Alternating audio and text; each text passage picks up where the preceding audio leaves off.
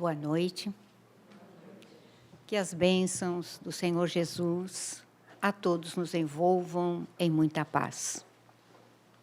Uma casa espírita que completa mais de 3 décadas de existência é com certeza um marco de luz na face da terra.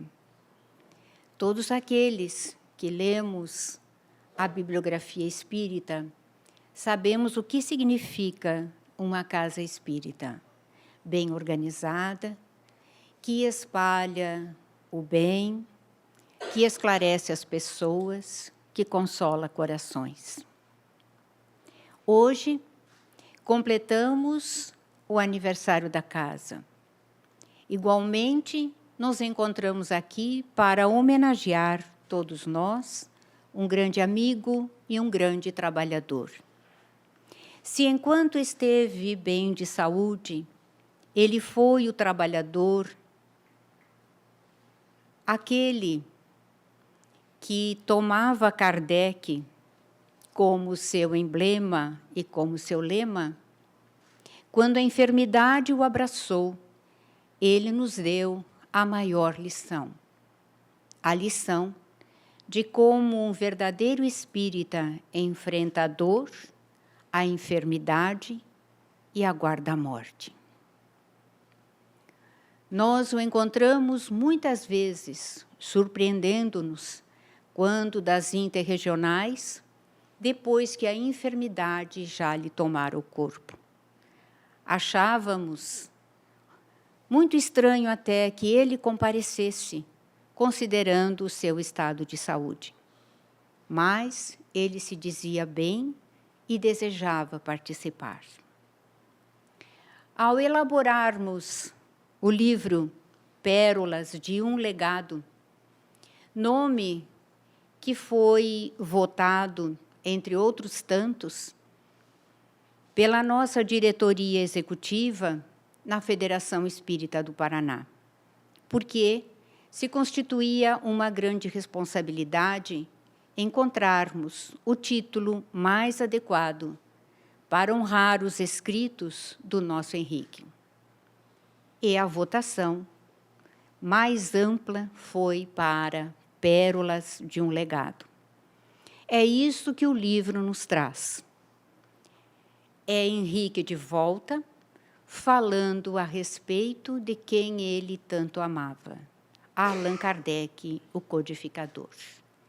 Por isso, nesta noite, nós resolvemos, para homenagear a casa e homenagear o amigo, falarmos a respeito do codificador. É possível que aqueles que aqui nos encontramos saibamos muito mais do que aquilo que nós iremos falar.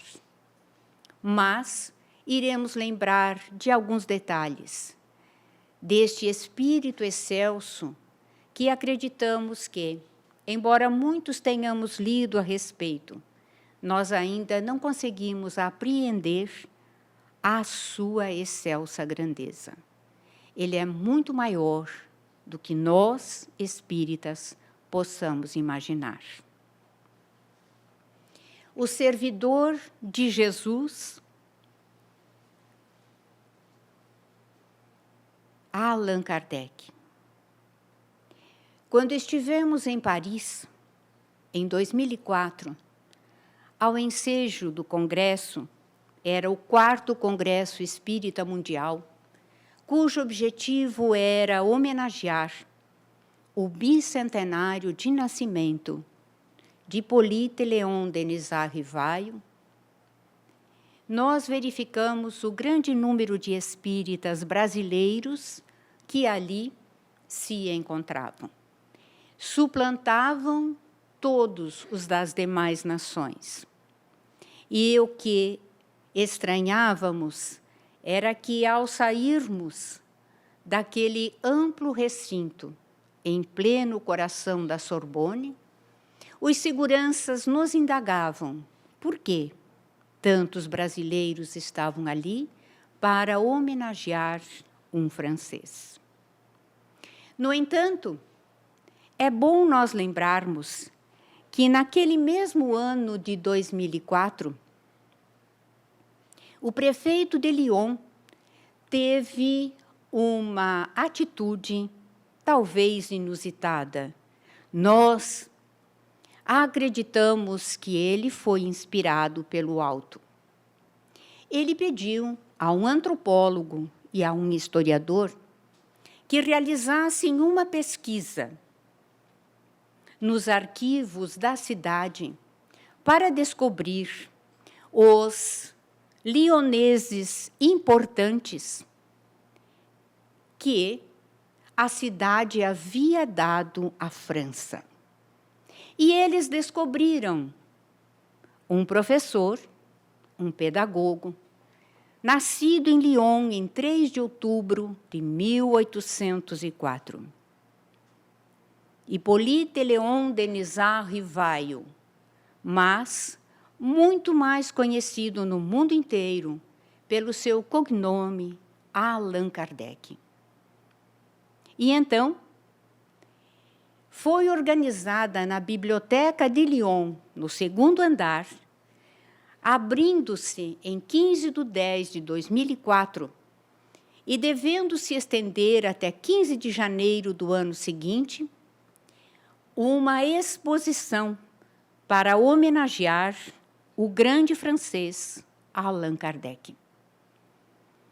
A exposição era composta pelos seus livros didáticos, mas pelos seus livros espíritas, por fotos de fenômenos mediúnicos, de mesas dançantes, girantes, de pessoas colocando as mãos sobre uma mesinha para que ela se movimentasse. Espectros, fantasmas, tudo ali estava sendo apresentado. Allan Kardec estava sendo apresentado para o mundo. E Lyon descobria o grande filho que ali nascera. Concluído o congresso, em outubro ainda de 2004, foi de 3 a 5 de outubro, alguns brasileiros se dirigiram a Lyon. Levavam eles um grande medalhão para ser colocado em um menhir. A grande homenagem do mundo ao codificador.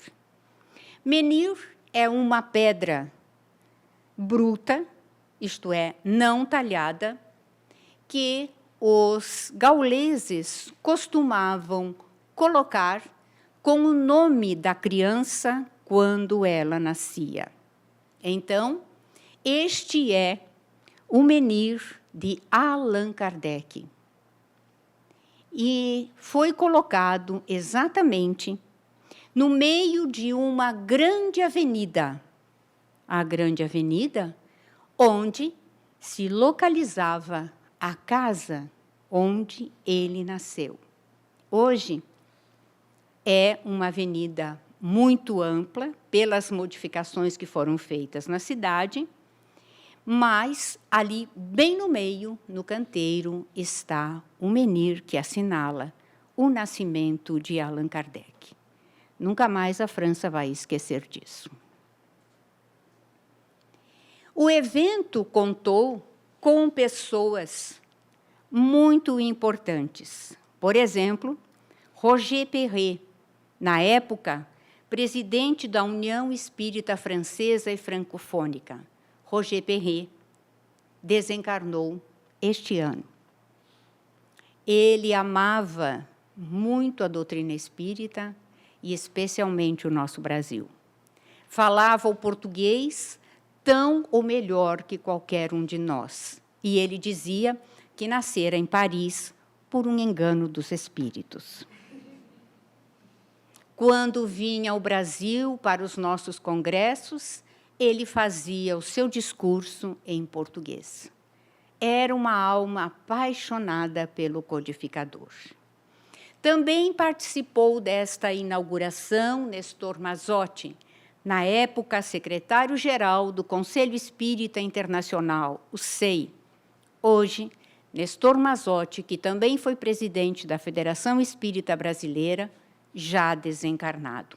Parece que ir inaugurar o menhir não foi muito bom para algumas pessoas. Mas o outro que esteve presente foi o próprio Michel Chomarrat, o antropólogo que fez o estudo e o levantamento a respeito de Kardec. Ele estava ali representando o prefeito de Lyon.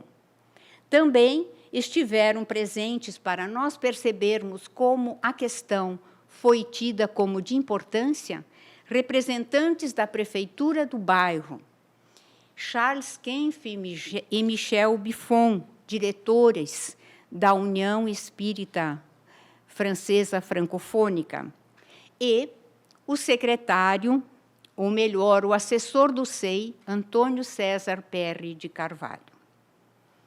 Muito bem, nós temos todas essas pessoas que foram ali homenagear Kardec, porque ele nasceu em Lyon, um filho de Lyon, a terra dos mártires. Se lembrarmos, vamos adentrar os romances espíritas e vamos encontrar os grandes mártires que Lyon deu ao mundo.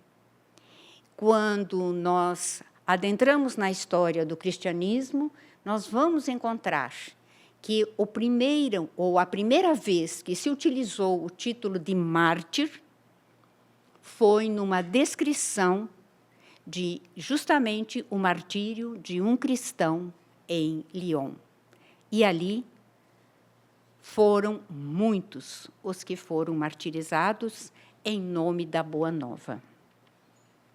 Mas o que é interessante é que, em certo momento da sua vida, quando Rivaio se transforma em Allan Kardec, porque Allan Kardec nasceu em 18 de abril de 1857. Hippolyte Rivaio nasceu em 3 de outubro de 1804. Há uma diferença. Então, quando ele se transforma em Allan Kardec, muitas pessoas o agrediram. Muitas calúnias foram levantadas. E uma delas ele responde. Por quê? Alguém fez um tipo de uma carta aberta dizendo que conhecera esse tal de Rivaio em Lyon e que ele era uma pessoa de má vida, que enganava as pessoas, etc., etc. O codificador, ele se defende e começa a sua defesa dizendo exatamente assim: nunca morei em Lyon. Mas ele nasceu em Lyon. Então, para entender isto, nós vamos regredir um pouco na história. Vamos falar um pouco a respeito dos pais de Rivaio. Foram eles Jean-Baptiste Antoine Rivaio e Jean-Louis Diamel. Ela tinha 19 anos, ele 34, quando se casaram. Moravam em uma outra cidade, em Belém, e isto no ano de 1793. Marquemos a data. O pai de Jean-Louis, chamado Benoît Marie Diamel, foi preso naquele mesmo ano, em 27 de outubro, durante a Revolução no departamento de Ain. E, pasmem, lembremos, ela acabara de casar. Ele foi guilhotinado em 16 de março do ano seguinte. Ela tinha apenas 20 anos. Nem completara ainda 1 ano de casada. Não bastasse isso, ainda dentro do mesmo ano do casamento, isto é, em 5 de fevereiro, que foi em 5 de fevereiro, seu marido foi preso. Jean-Baptiste era militar, foi preso. Em 21 de fevereiro de 1794. O ano do casamento, ela teve o pai guilhotinado, o marido preso. Embora ele não tenha sido guilhotinado, porque foi libertado em 29 de abril de 1794. Esses são os pais de Rivaio. Mas, quando a gente vai analisando a história e descobrindo documentos, nós descobrimos que Rivaio teve irmãos. Alguém sabia que ele teve irmãos? E nós nos perguntamos, por que eles nunca foram citados? Onde estão os irmãos de Rivaio? O primeiro, o mais velho, Auguste Claude Joseph François, nascido em 27 de outubro, e tudo é outubro, vocês perceberam? 27 de outubro de 1796, ou seja, 3 anos depois do casamento. E, 3 anos depois, nasceu uma irmã, Marie-Françoise Charlotte Héloïse, 1º de agosto. Essa quebrou a tradição, de 1799. Onde estão os irmãos de Rivaio? Por que ele nunca os mencionou? Por que nunca aparecem? Por uma coisa muito simples. Marie morreu em 14 de outubro de 1801, com apenas 2 anos de idade. E seu irmão, Auguste, morreu em 27 de dezembro de 1802, aos 6 anos. Vejamos, em 2 anos, eles perderam os 2 filhos. Isso justifica, portanto, que em 1804, os pais de Rivaio, morando em Bourg, a mãe engravide e ela tenha uma grande preocupação. Ela perdeu 2 filhos. Está grávida do 3º. Ele virá à luz. Por isso, ela procura tratamento. Jean-Louise vai para uma estação de águas em Lyon. E é ali que nascerá Rivaio. Por isso, nunca morei em Lyon. Ele só nasceu lá, porque não era a sua cidade. Nasceu lá porque a mãe foi buscar o tratamento e ele veio à luz. Nós já vimos, então, que o casal teve vários problemas. Pai de Jean-Louis guilhotinado, o marido preso, depois solto, 2 filhos mortos num período muito curto, muito perto um do outro. Agora eles têm uma criança que cresceu sem pai. Por quê? O pai de Rivaio, quando ele tinha apenas 3 anos de idade, desapareceu. Ele foi convocado para uma campanha militar na Espanha e nunca mais voltou para a França. Foi dado como desaparecido. Então, Rivaio foi criado pela mãe e pela avó. A avó materna, Charlotte Bochart, era ela que tinha, sim, bastante dinheiro. Era ela a abonada. E, portanto, acredita-se que foi quem conseguiu e pagou para que ele fosse estudar em Yverdon. Por que estudar na Suíça? Por que não na França? A França vivia, nessa época, uma situação bastante peculiar.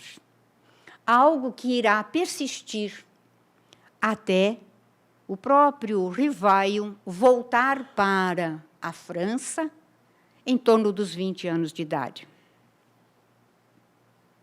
Quem ditava o que se deveria estudar nas escolas era a Igreja Católica Apostólica Romana. Ela dizia, o que se estudava era o MEC da França. Como deveriam ser dadas as aulas e quem deveriam ser os professores. Era preciso ser sacerdote ou ser bastante vinculado à igreja para ter essa possibilidade de ensinar. Isso é o que o menino Rivaio encontrava na França.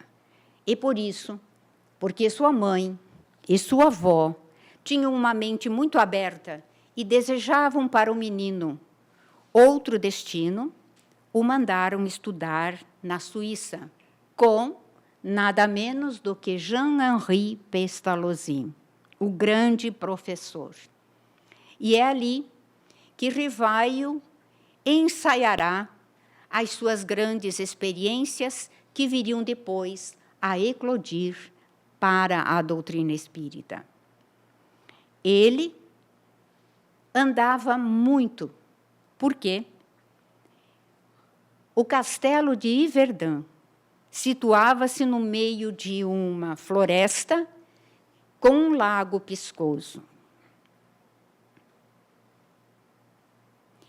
Ele saía e andava algumas milhas diariamente no seio da floresta para recolher espécimes para as suas experiências de botânica. Foi ali que ele começou a se exercitar como um grande pesquisador. Mas é ali também que ele terá a primeira grande experiência com a morte, porque seu pai desapareceu. Os irmãos morreram antes dele. O avô morrera antes dele. Então, a primeira grande experiência que ele tem com a morte é quando morre a esposa de Pestalozzi, porque ela era a mãe, sobretudo, dos meninos franceses, porque Pestalozzi só falava o alemão, ele não falava o francês. Então, quem falava o francês, além dos professores, naturalmente, era ela. Ela era a mãe dos meninos. E foi colocado o caixão na grande sala e todos os meninos desfilaram, despedindo-se da mãe que eles tinham fora da sua própria casa. Yverdun era muito interessante. As portas do castelo nunca eram trancadas. Então, os meninos podiam sair quando quisessem. Mas não saíam, porque havia disciplina. Mas havia várias opções em Yverdun.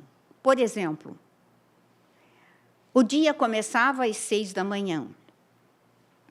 Havia ginástica, havia estudo, a alimentação, estudava-se, faziam-se excursões. E lá, pelas 8 da noite, depois do jantar, as crianças poderiam optar ou dormir, mas, na verdade, elas poderiam dormir quando quisessem, desde que ficassem estudando. Havia liberdade. Você pode dormir agora ou pode ficar acordado. E nós imaginamos como Rivaio deve ter ficado acordado, porque ele treinou insônia desde muito jovem, para se tornar o codificador, trabalhando da forma como trabalhou. Não sabemos exatamente quando ele sai da Suíça e vai a Paris. O que nós sabemos é que, aos 20 anos, sim, ele está em Paris. Por quê? Porque é o ano que ele lança o primeiro livro dele. Lança o primeiro livro e ele se identifica como Hippolyte Léon Denisard Rivaio, discípulo de Pestalozzi, ou Pestalozzi, se quisermos. 1824. ele tinha 20 anos. No ano seguinte, em 1825, nós encontramos referências de que ele já tinha aberto uma escola de primeiro grau. Isso nem todas as biografias falam. Falam do Instituto Rivaio, mas não falam dessa escola de primeiro grau, já de 1825, que se situava na rua Richer. Mas, nesse cenário em que ele era um institutor, porque dava aula no instituto, seria o professor, havia também uma outra pessoa no cenário francês, Amélie Gabrielle Boudet. Gente, ela não era velha assim, tá? Acontece que todas as fotos dela, do marido, muito mais jovens, foram destruídas depois da morte dela, por razões que desconhecemos. Então, a foto que nós temos é dela, que sobreviveu ao codificador e desencarnou, bastante idosa. Mas Amélie Gabrielle Boudet era uma pessoa muito especial. Ela também se transformou em institutora, uma professora, também escritora e pintora. Também tinha paz de uma mente muito aberta, tanto que, investindo na instrução da menina, o que era algo fenomenal para a época, os pais se transferiram para Paris e alugaram um apartamento bem próximo de onde ela iria dar aula, de forma que ela andava pelas margens do Sena, muitas e muitas vezes a pé de um lado para o outro. Escritora, ela publicou 3 obras. Uma delas, Noções de Desenho, que o ministro da Educação, Guizot, orientou que fosse utilizado nas escolas, porque ela dizia que o desenho não deveria ser daquela forma que se concebia na época, linhas retas que não poderiam fugir a determinados padrões. Ela dizia que o desenho era muito mais do que isso, e, por isso, a sua obra foi admitida nas escolas. Mas o que poucos de nós sabemos é que o pai de Amélie Boudet era um homem abonado. Ela tinha um irmão, mas ele deixa para ela administrar os 30 imóveis quando ele desencarna. Não deu para o filho, o que seria muito mais óbvio para a época, onde a mulher não era muito considerada. No entanto, ela demonstrou ser a grande administradora, e veremos isso mais adiante, quando do lançamento de O Livro dos Espíritos, por exemplo. Mas aí vem a grande questão. Ele era professor, ela era professora. Ele publicara livros, ela também. Onde eles se conheceram? Bom, eu fiz uma pesquisa mediúnica. Vejamos, imaginamos por que o codificador costumava ir muito ao teatro. Era amante de Victor Hugo, e ela também. Então, nós imaginamos que eles devem ter se encontrado no teatro, assistindo uma peça de Victor Hugo com o próprio em cena.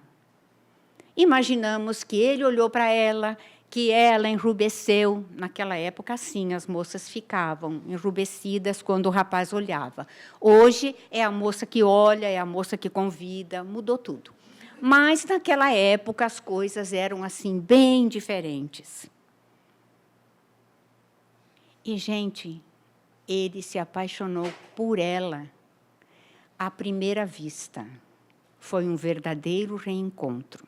A prova disto é a sua primeira carta. A carta dele como namorado para ela. A primeira carta que ele escreve para ela, ele já faz o pedido de casamento. Olha se não foi amor à primeira vista. Naquela época era preciso assim, que o pai pedisse ao outro pai autorização para o filho se corresponder com a moça. No caso de Rivaio, como ele não tinha pai, quem escreveu foi a mãe.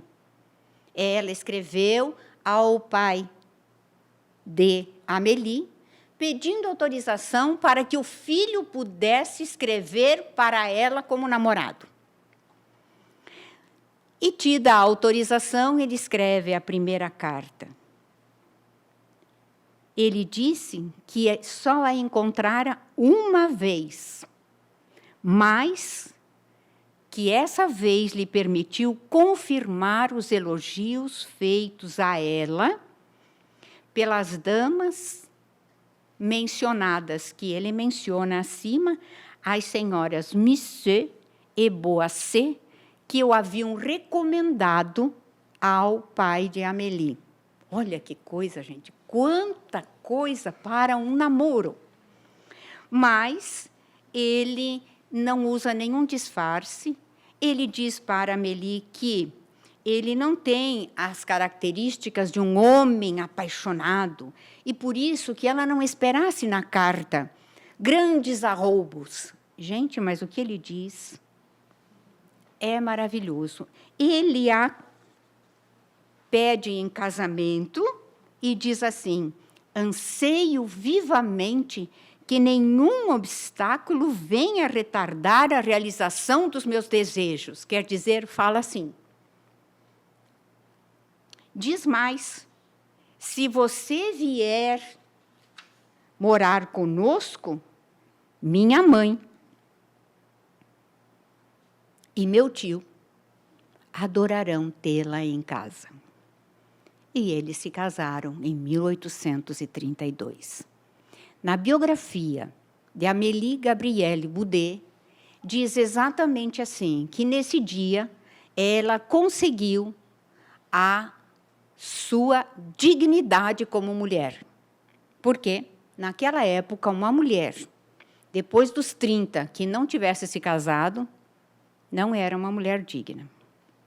E ela vivia no mundo dos homens, porque ela era uma professora. Então, agora ela está digna, porque casou-se. Vejam como era o preconceito da época. Então, eles se casam, e Rivaio, para se casar, precisou pedir licença ao regimento militar. Nessa época, ele, diríamos, servia ao exército. Estava de licença em Paris, mas para se casar precisou da autorização do regimento. Também precisou da autorização de sua mãe. Apesar dele ser de maior idade, precisou da licença de sua mãe, já que ele não tinha pai. Na certidão de casamento consta pai desaparecido. Aí, eles foram... quem compareceu ao casamento? Foi um grande casamento, com muitas pessoas. Rivaio teve a mãe e o tio. E Amélie, somente o pai. Casaram-se de forma muito simples e foram morar na Rue de Sèvres com a mãe e o tio de Rivaio. Vamos lembrar aí que o codificador, então, estava com o Instituto Rivaio, que precisou ser bruscamente fechado, porque quem lhe emprestar o dinheiro pede urgentemente o dinheiro de volta, porque era um grande jogador e precisava pagar a dívida de jogo. Então, o codificador encerra um Instituto Rivaio, que deve ter lhe doído muito na alma, porque desde sempre ele estava vinculado às questões da educação. Mas era preciso. Ele pagou todas as dívidas, devolveu o dinheiro que havia sido emprestado, e então o dinheiro que sobrou. E a gente acha que a gente sofre, gente. Olha o que aconteceu com eles.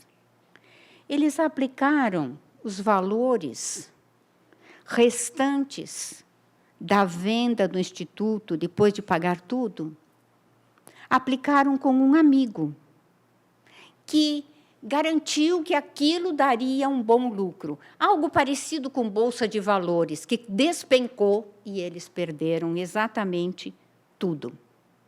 Por isso, é que lemos que Rivaio irá fazer a contabilidade de 2 casas e ainda fará traduções de outros idiomas para o francês, desde que ele dominava várias línguas.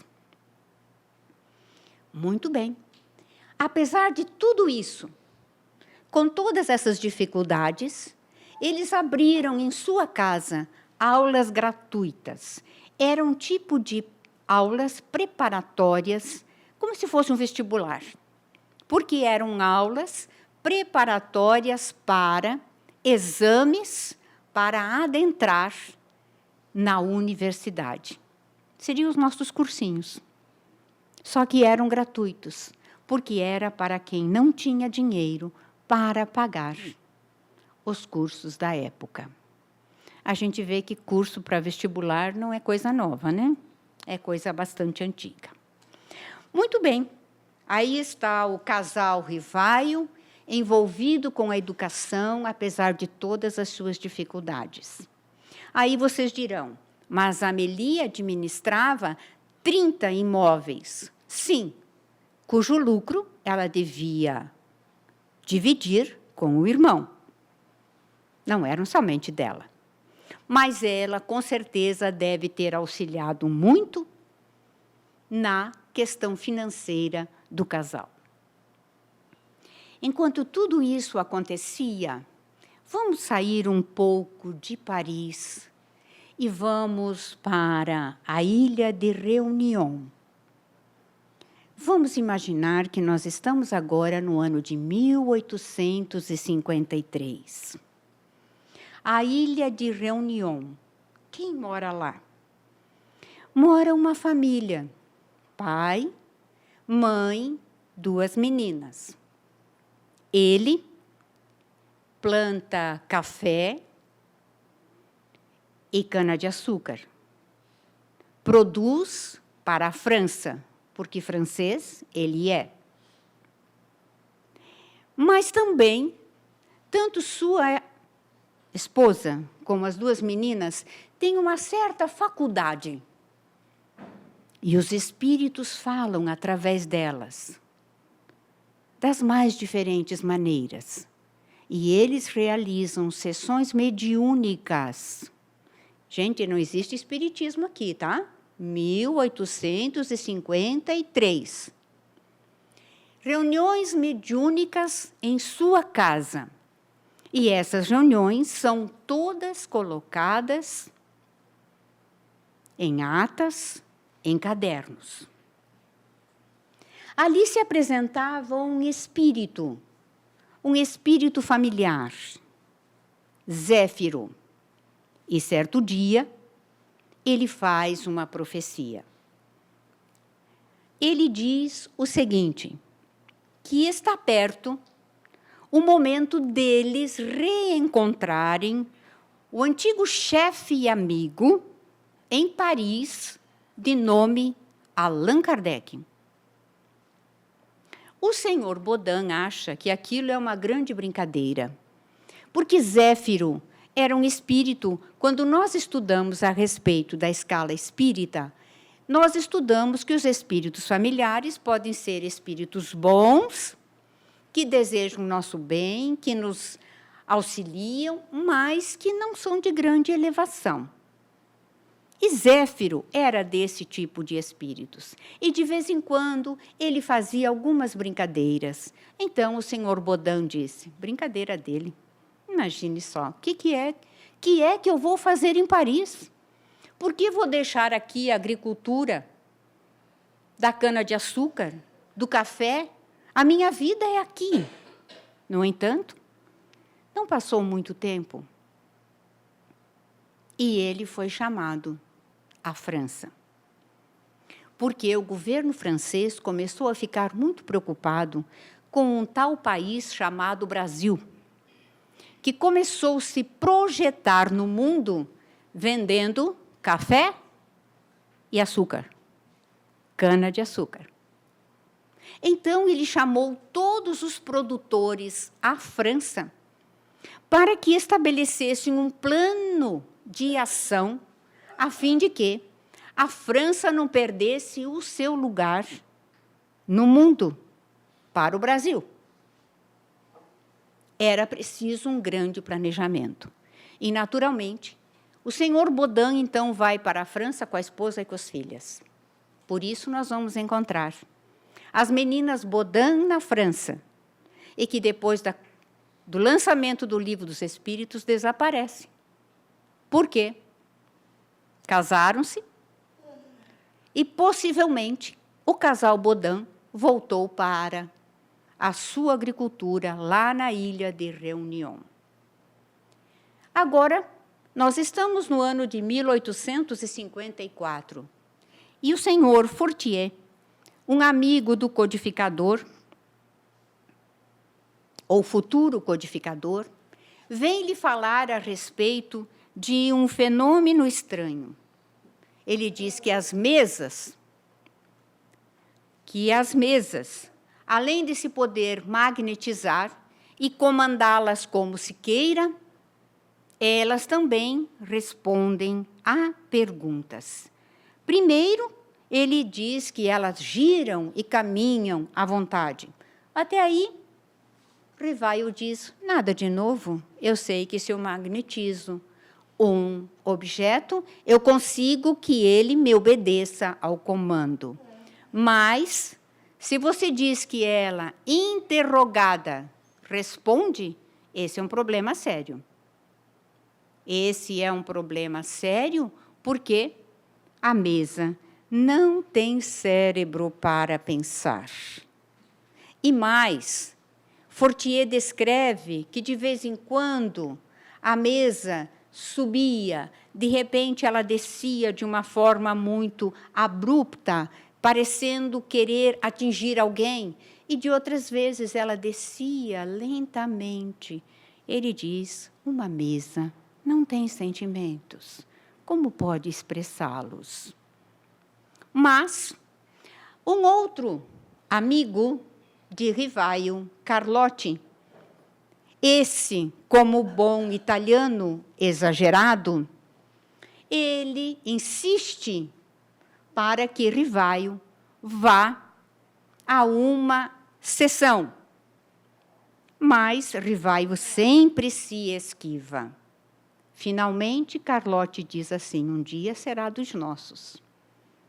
O que a gente teria respondido? Nem morto.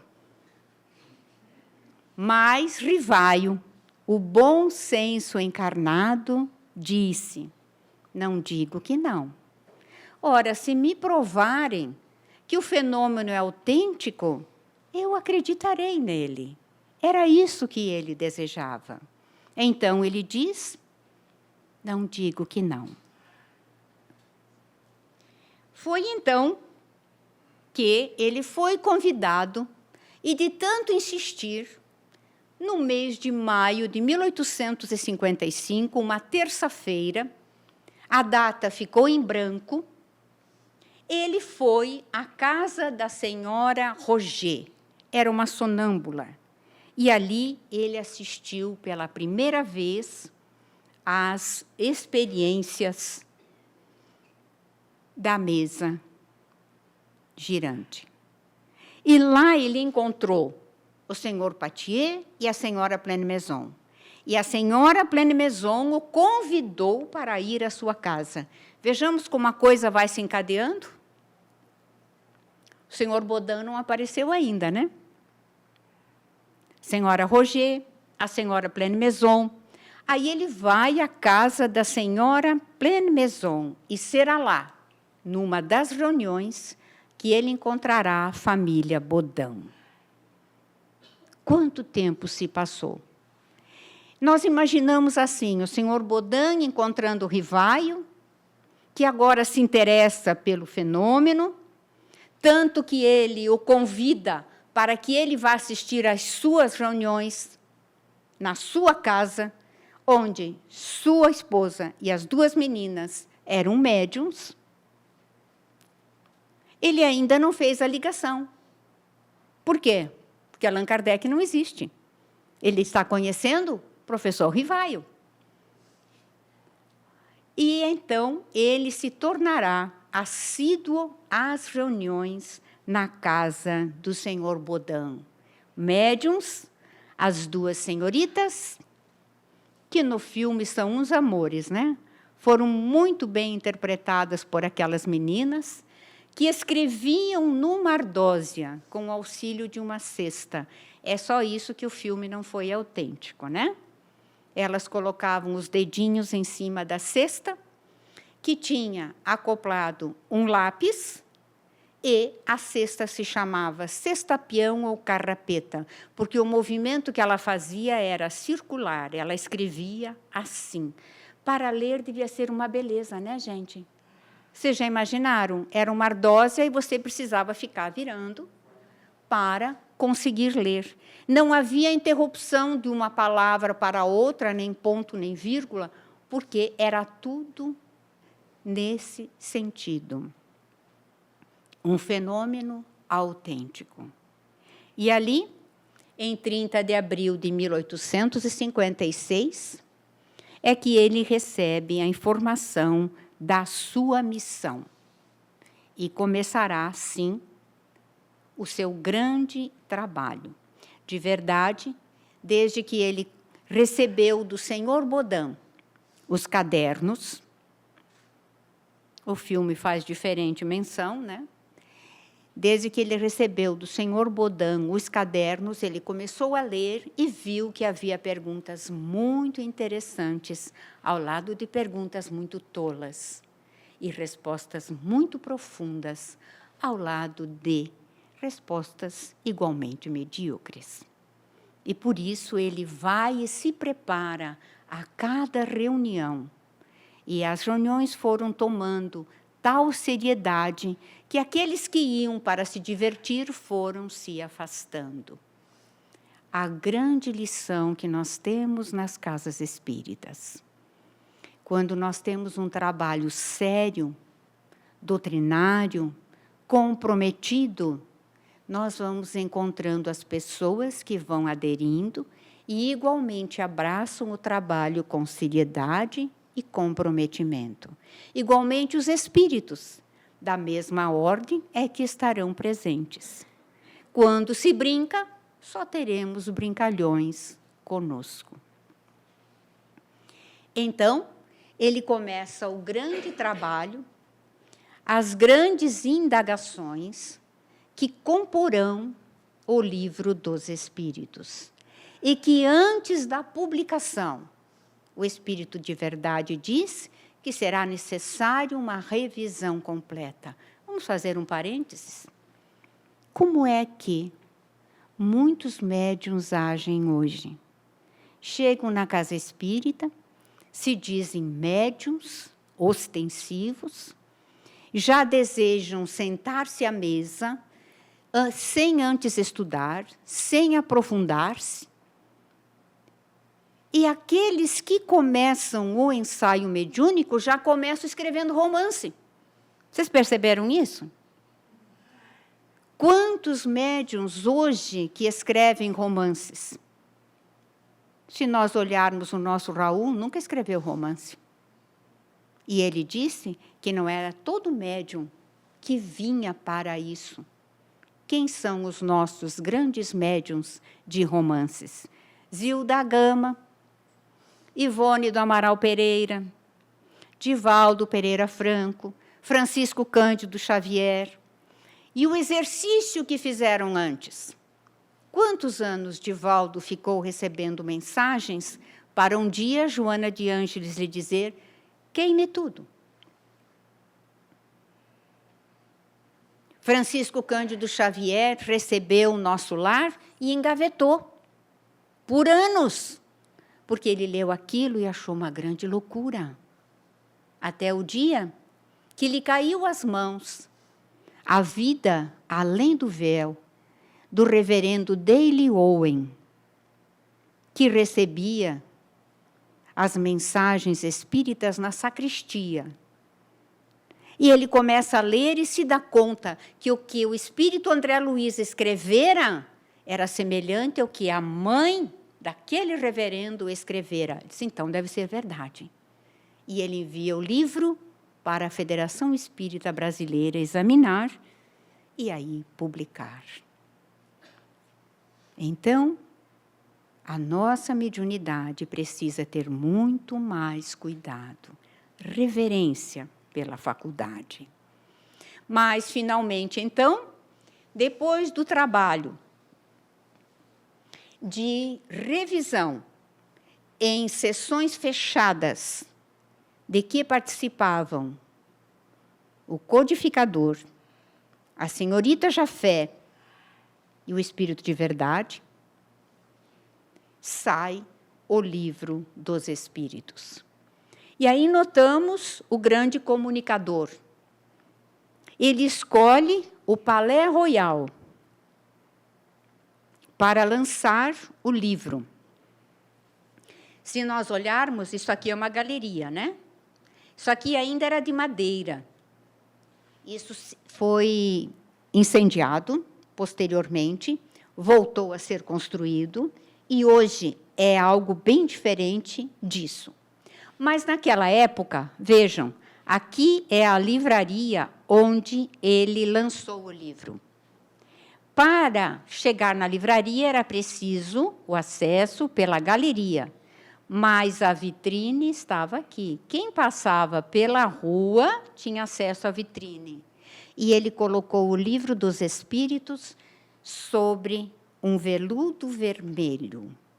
O Livro dos Espíritos, para quem passasse, pudesse ver com todas as letras. E, nesse livro, onde estavam as bases de um novo edifício, esse livro, nós acreditamos que foi financiado por Amélie Boudet, porque quem tinha o dinheiro na época era ela.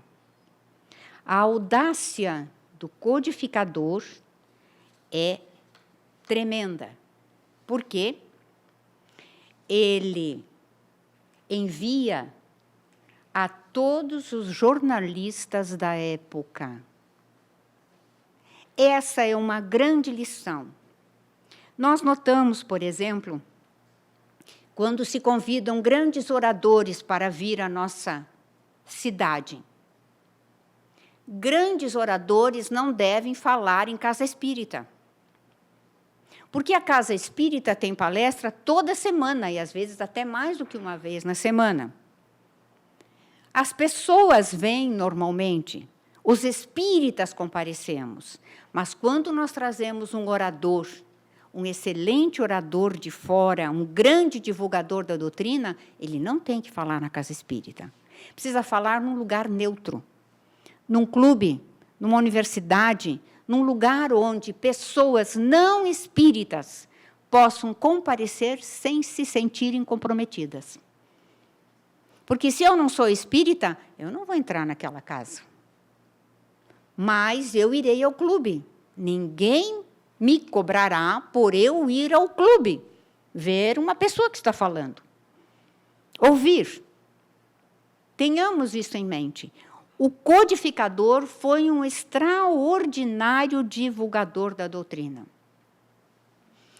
A audácia dele publica 1.200 volumes para uma coisa que era desconhecida. Para quem que ele iria vender? 1.200 volumes. Canuto de Abreu diz que no primeiro dia de lançamento, era um sábado de abril de primavera, se foram 50 volumes. E ele pega desses livros e envia gratuitamente aos jornalistas. Por isso, nós vamos encontrar depois na Revista Espírita as observações a favor e contra o livro, que ele teve a coragem de publicar, o que era a favor e o que era contra. Por quê? Porque ele mandara o livro. Ele contrata, naquela época, chamava-se um estafeta, né? Seria hoje um motoboy. Só que naquela época não tinham, era só o boy, não tinha moto. Né? Então, o estafeta ele contrata para ir entregar os livros. E diz mais, na segunda-feira quero de novo para levar a outras pessoas. Mas como os espíritos tinham dito que não bastava ele publicar um livro, 5, 10, mas que ele tinha que se expor e tinha que fazer muito mais, ele funda a Sociedade Parisiense de Estudos Espíritas. E aqui outra grande lição. Como se vivia sob o tacão da Lei de Segurança Nacional desde fevereiro de 1858, quando aquele italiano atentara contra a vida do imperador, não tivera êxito, mas fora preso e guilhotinado. E aí se instituiu a Lei de Segurança Nacional, que durou até 1870. Isso quer dizer que Allan Kardec viveu sob esse regime terrível que punia com o exílio ou com a prisão certas atitudes. Não se podia falar nada contra o regime ou contra o imperador. Proibidas reuniões com mais de 20 pessoas. Por isso, cada vez que fazia uma reunião em qualquer lugar, era preciso ter autorização da polícia. E agora ele quer sair da sua casa, onde o apartamento é muito pequeno para receber as pessoas. Ele diz, às vezes são mais de 20 pessoas e elas não têm onde sentar, ficam em pé. Então, ele cria a Sociedade Parisiense de Estudos Espíritas.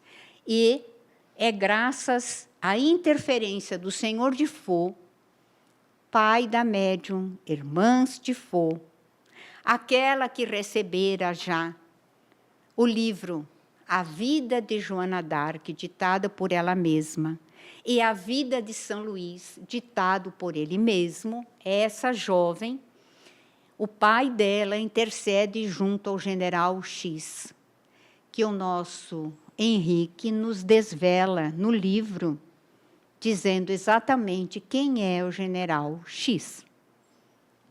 E eu não vou falar quem é, nem o nome dele, porque vocês comprem o livro e leiam lá.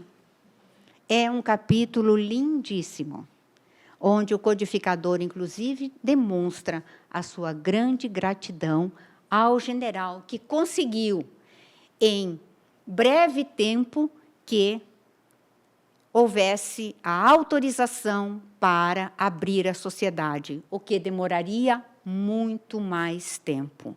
Nós estamos vivendo um regime terrível, mas ele lança em janeiro de 58 a Revista Espírita.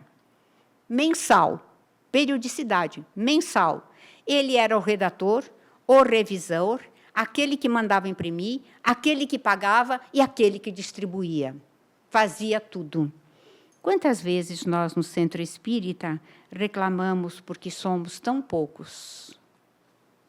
O codificador era sozinho em muitas coisas, e os espíritos disseram, é preciso, para isso, que fiques só. Neste momento da doutrina espírita, é preciso que estejas só, para que não haja interferências. Nós podemos imaginar o alcance dessa antena que era rival Allan Kardec com a espiritualidade superior? Para que o espírito de verdade diga: nós te queremos só tu farás. Temos um perfil do codificador, o primeiro deles, por Anna Blackwell. Ela foi a primeira tradutora da codificação para o inglês.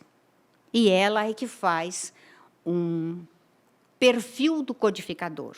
Descreve o codificador fisicamente, nos dá realmente o tipo dele, que ela diz que parece muito mais alemão do que francês, e também nos faz o perfil moral do codificador. O homem bom. Quando ele está em Santa Adresse, em 1863, quando os espíritos pediram que ele ficasse longe de Paris, longe da Sociedade Parisiense de Estudos Espíritas, que lhe requeria muito esforço. Todos os que trabalhamos em centro espírita sabem quanto se requer para quem trabalha em centro espírita. Questões administrativas, questões doutrinárias. Então, os espíritos disseram: longe de Paris. Ele se isola em Santa Adresse para trabalhar no Evangelho segundo o Espiritismo, que primeiro foi lançado como imitação do Evangelho. Ali, ele recebe uma carta de Amélie lhe dizendo que Antoine Cousteau, membro da Sociedade Parisiense de Estudos Espíritas, desencarnara e que a viúva estava com problemas. E ele, então, redige uma carta a ela de retorno, dizendo que ela use aqueles 200 francos que ganhamos em doação para auxiliar a viúva que ficara com problemas, inclusive para o próprio enterro do companheiro. E também descobrimos ali, através de cartas, o homem agradecido. É muito bonito. Ele escreve para Amélie e conta as coisas mais comezinhas. Ele conta que ele foi visitar as senhoras Foulon e Mambarel, que elas insistiram para que ele ficasse para o jantar. Ele descreve a sobremesa que elas fizeram para ele. Tudo ele contava para a esposa através de carta. Era, assim, um homem apaixonado. Se não era dado a grandes arroubos, era um homem apaixonado.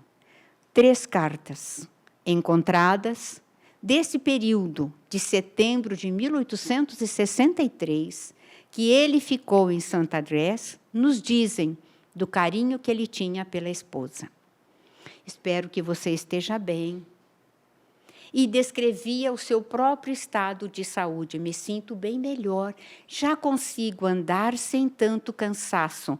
Lembramos que um pouco antes ele tivera um problema de saúde, que posteriormente irá vitimá-lo. Em 1865, é descrito como um reumatismo interno, mas os espíritos se referem como um acidente que ele tinha sofrido. Imaginamos que foi um acidente vascular cerebral, um AVC. E o espírito de Hahnemann e de Antoine de Mer, que tinha desencarnado há 3 dias apenas, o atendem. Antoine de Mer, às vezes, é descrito assim: o médico de Allan Kardec. Eles nunca se viram pessoalmente, enquanto encarnados. Antoine de Mer era alguém que tinha uma grande reverência a Allan Kardec. Havia uma correspondência entre eles, só isso. desencarnado, 3 dias depois, ele atende o codificador.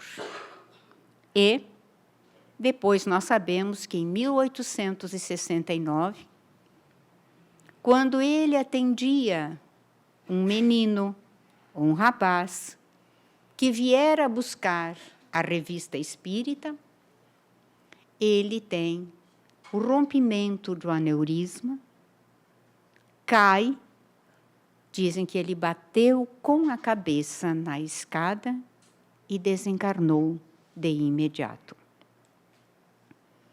E então, em Paris, nós temos o túmulo de Kardec. Quando ele desencarnou em 1869, não foi enterrado aqui. Ele foi enterrado no cemitério de Montmartre, mas a sua esposa quis deixar uma mensagem para o mundo. E ela cria um fundo para construir um túmulo especial no Père Lachaise e trazer os restos mortais do codificador para ali.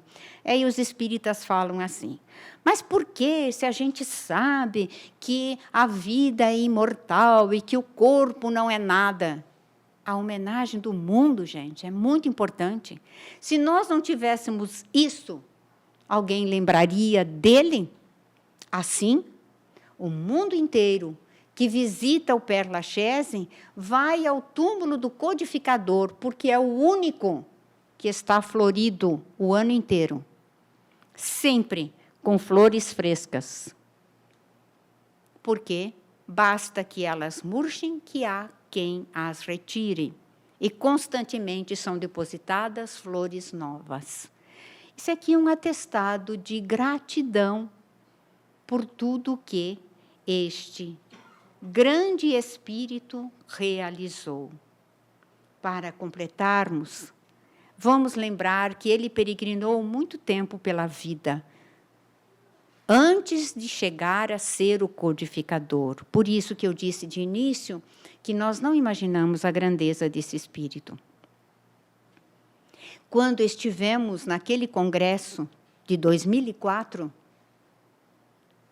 Leon Denis se manifestou na abertura, através de Divaldo Pereira Franco, em uma mensagem especular, isto é, que tem que ser lida com o espelho, em francês, homenageando o codificador.